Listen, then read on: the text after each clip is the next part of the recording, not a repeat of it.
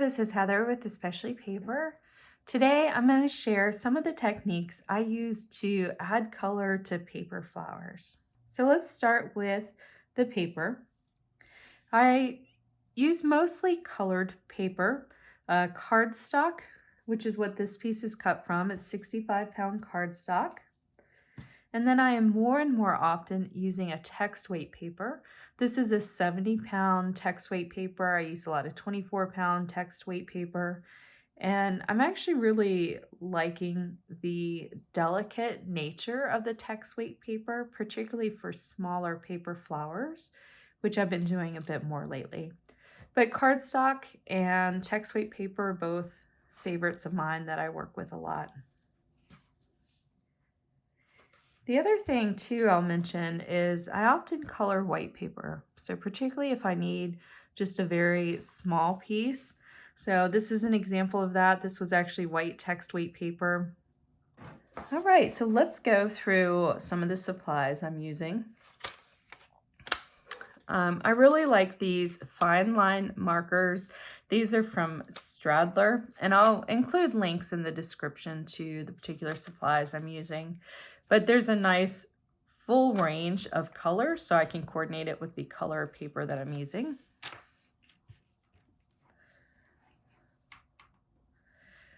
And more often, I use alcohol markers. There's a few different brands that I like.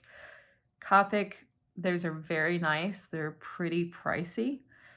So I've actually recently started using this marker, which is a much better value. Ohuhu. I actually don't know how to say that. So these are alcohol-based, not water-based markers. So alcohol-based markers. I also use pan pastel. So these are soft pastel. They come in this cake form, and I apply them with cosmetic sponges. So pan pastel does offer their own line of applicators, and I've gotten some kits that include those and been perfectly happy with those too. But cosmetic sponges are easy to get my hands on. It's something I usually have in the house anyway, and I really like how these work with the pan pastel.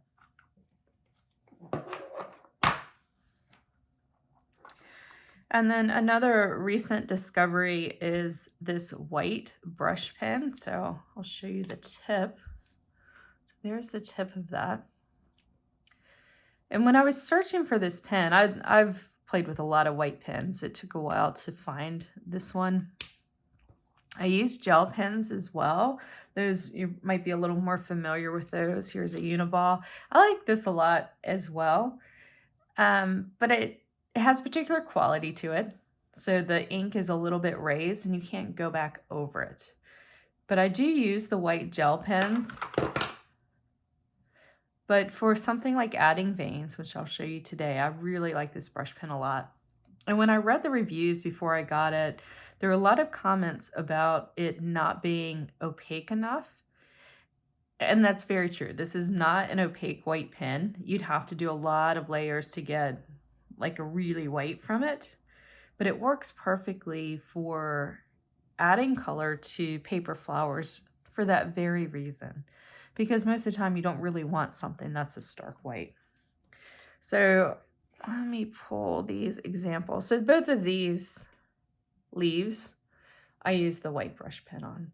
So you can see how the color of the paper shows through. And I added multiple layers of the pen in certain places to get it a brighter white. All right, so I think I've gone through all my color. Another thing, if you've seen my other videos, you may have heard me talk about alcohol ink. So that is another thing that I like. Let me find. So when I talk about alcohol ink, this is an example. So I really enjoy working with this as well. I'm not going to go through this today, but just to note that that's another great option for color.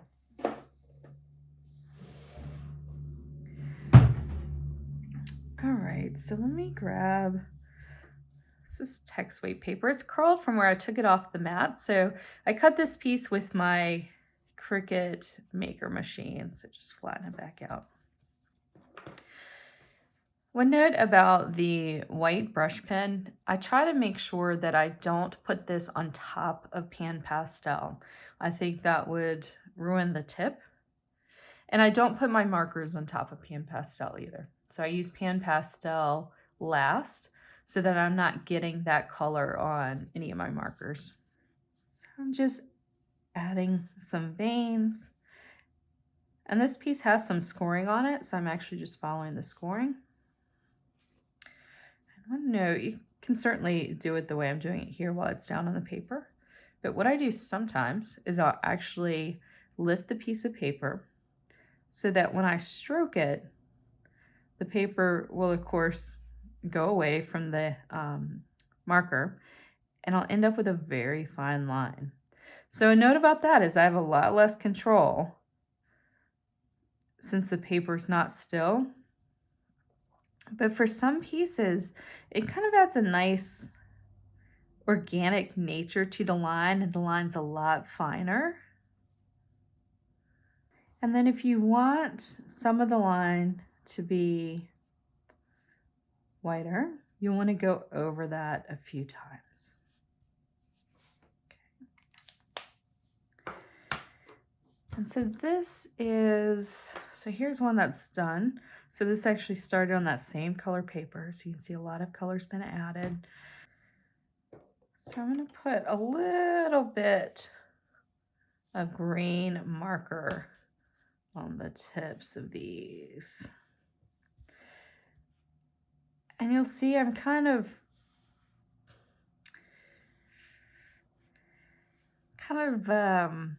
adding pressure as I go. So there's more pressure at the tip. And so I'm using a purple Pan Pastel because that's what I have. If I had it, I'd actually use a bluer color for this. So I'm just finding a corner of my cosmetic sponge that either already has purple on it or is clear.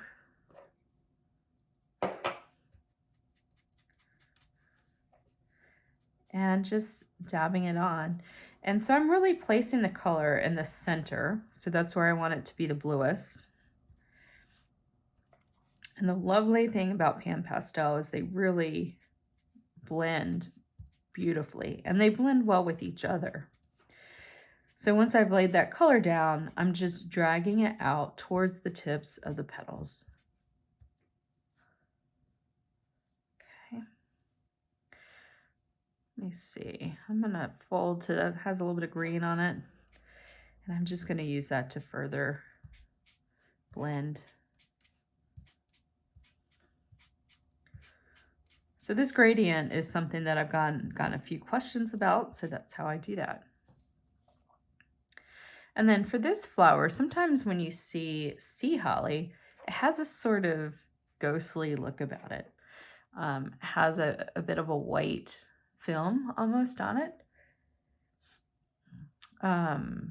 Some other examples where this would work would be like Dusty Miller has a very obvious white film, kind of a fur on it almost. But there are certain leaves in nature that kind of have a white overcast about them. So I've used white to do this particular step, but today I'm going to use this color. It is Chromium Oxide Green Tint.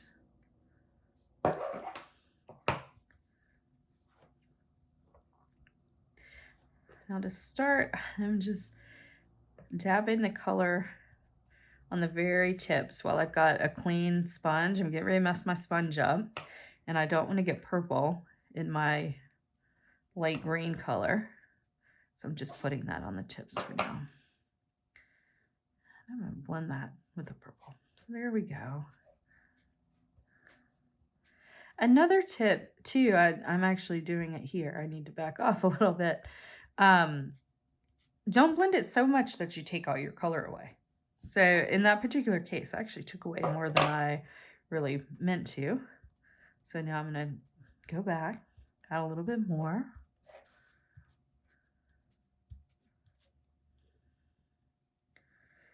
And I'm going to just be a little bit more light-handed as I blend so that I don't take that all away. So just barely touching to make sure there are no hard edges there. And you can kind of just work it back and forth. So I'm like, okay, well, now I've taken away more purple than I really wanted to. Add a little more purple. I really wish I had, I think they have a Prussian blue, which is just not a color that I've purchased yet. But I would definitely use that for this if I had it. Okay, so there we go. So this leaf, very similar technique, so I won't go through the whole thing, but a couple of differences I want to show. So I'm going to add, just very, very quickly add some white. The other thing to think about when you're doing this is how does the color of the paper interact with and reflect against the markers you're using. So in this particular case, this leaf is from some winter aconite, and I want it to be a little bit bluer of a green. So I'm actually using a pretty blue-green marker, and I put the brush, so the white brush down first. And then when I layer this color on top of it, it really shows off against that white. Just to add another color so you can see how that interacts. Adding this different kind of green, and over top of the white brush pen, that's going to start to look a very like pale yellow green, because that's the undertone of this particular marker. So it's worth experimenting with to see how the colors you have interact with the markers you have. One other note too, let's see. I do not have the right color out. Here we go. So sometimes it works very well to use a complementary color. So these have a chisel tip, broad chisel tip, and a brush tip. So this pink on that green.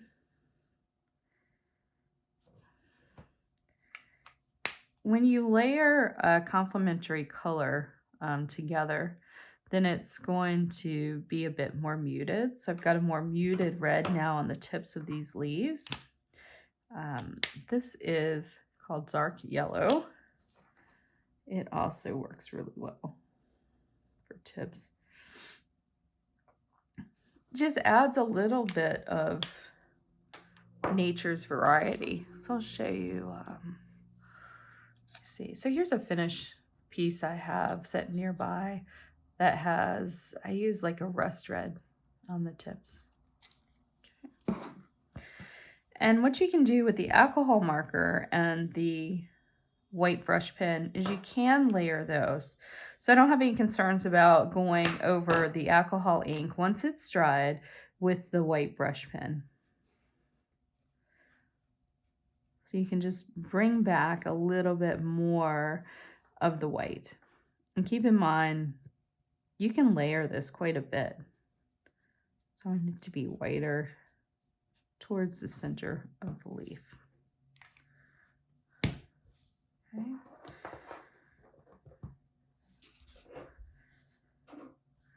And then just one final note on this leaf.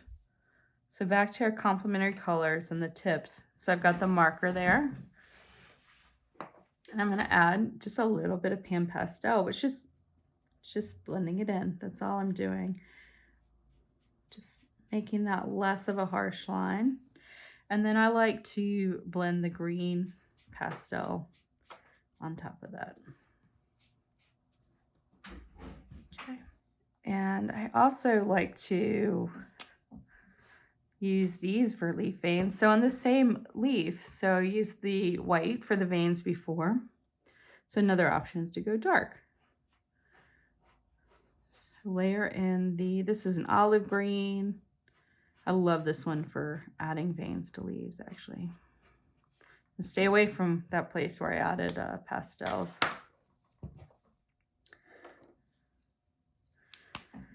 And then I usually layer a marker on top of that.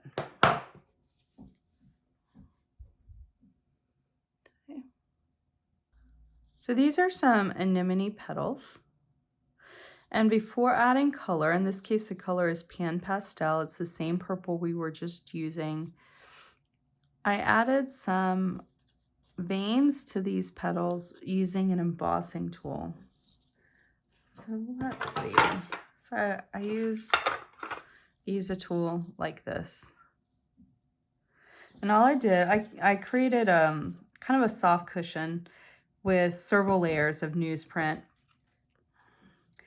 And this, by the way, this is also text weight paper.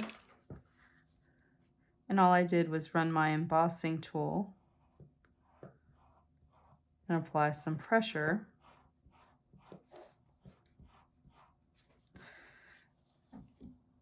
Which you can see on its own. It's a very subtle effect, but I think it adds a nice detail if that's what you're looking for in your flowers. And then you can go over that with the Pan Pastel, which will really make the lines stand out.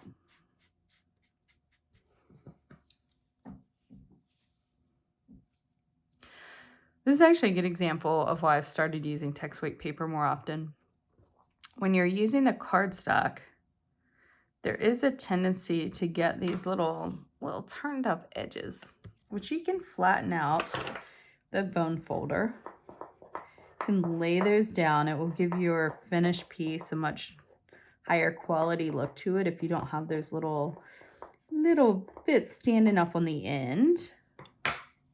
But then when you use Pan Pastel with it, it tends to kind of congregate on those edges. You can still flatten them out a little,